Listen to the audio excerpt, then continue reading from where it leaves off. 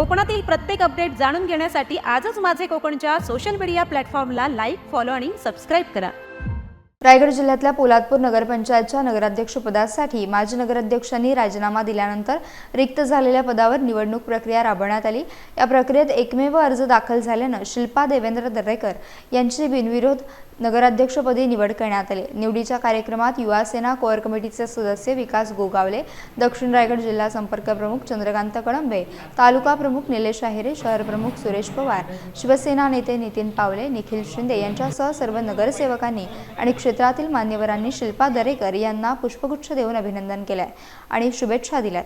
शिल्पा दरेकर यांनी नगराध्यक्षपदाचा कार्यभार स्वीकारून पुढील कार्यकाळात नगरपंचायतचा कार्यभार सुयोग्य पद्धतीने नियोजनबद्धरित्या पार पाडण्याचं आश्वासन दिलं असून पोलादपूर शहराच्या विकासासाठी जास्तीत जास्त प्रयत्न करणार असल्याचं सांगितलंय।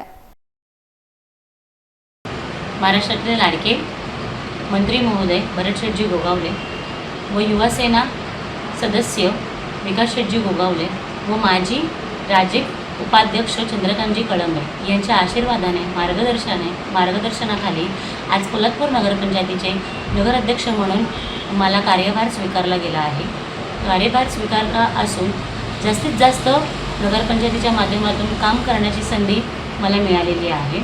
मंत्री महोदयांच्या सानिध्याने जेवढे जास्तीत जास्त प्रश्न सोडवण्याची संधी या कार्यभारातून मला मिळालेली आहे। या संधीचे सोनं करण्याचा मी पुरेपूर प्रयत्न करेन।